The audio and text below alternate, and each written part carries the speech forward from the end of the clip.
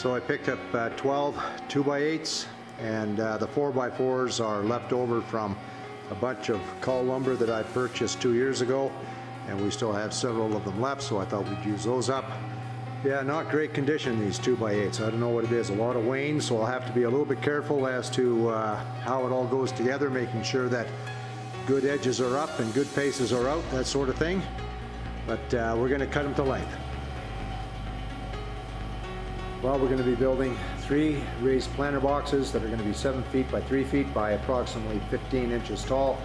And we purchased the 2x8s, and we're going to be making corners out of the 4x4s. So we're going to be cutting out the core of that and then making some L's or some corner pieces out of the 4x4s. And then whatever we cut out of, we're going to rip down, and we're going to be making the side pieces.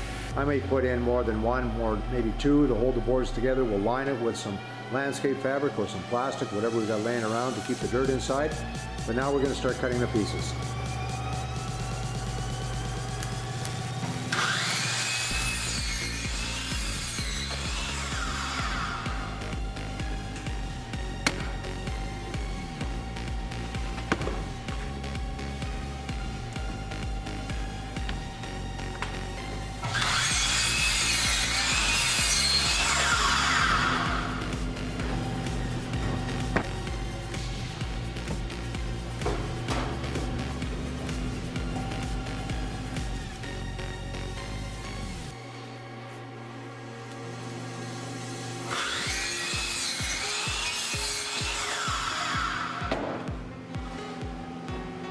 Well, we've got our 12 pieces of 81-inch cut. We've got 12 pieces of 36-inch cut.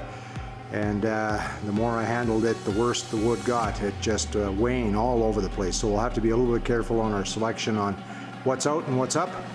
At any rate, I got 12 pieces of 4x4 cut.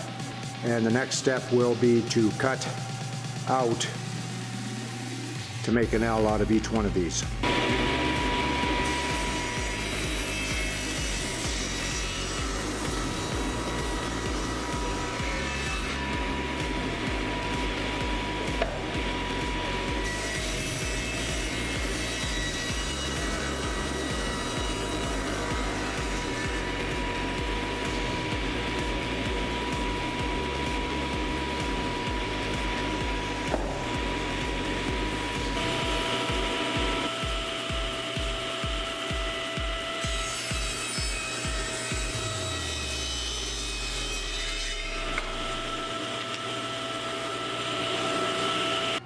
Well, 12 corners cut, 12 battens cut, so that's 4 per raised planter, and we're going to start assembling. So the idea is we're going to screw the main 2x8s together on the corners, and we'll stack 2 boxes together, and then we'll tie them together with the corners and the battens.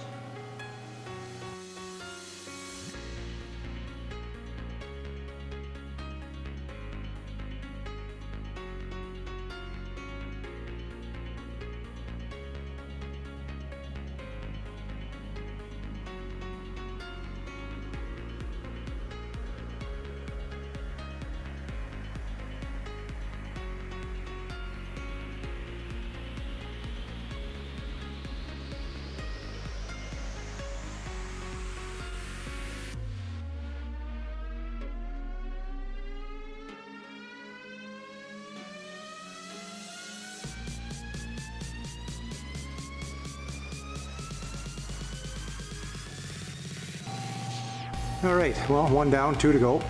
I think those corners give it a nice finish look.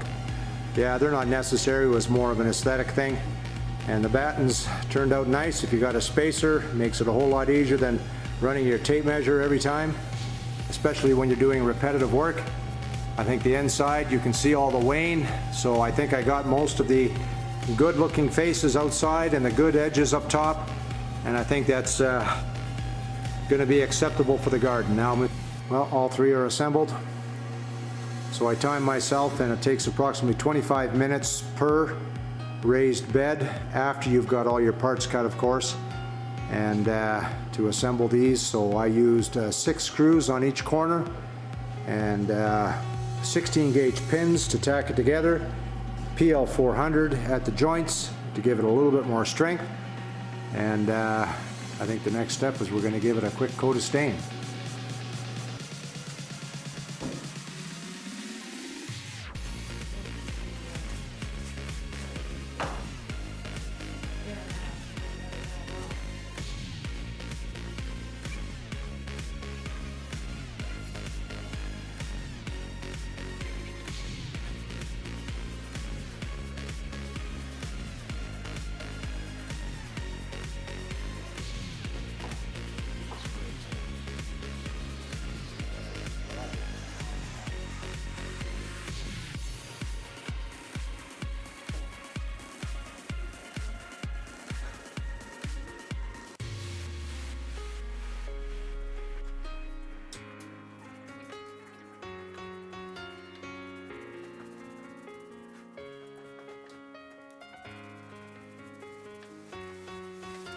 All right, well, the 3 planter boxes are done.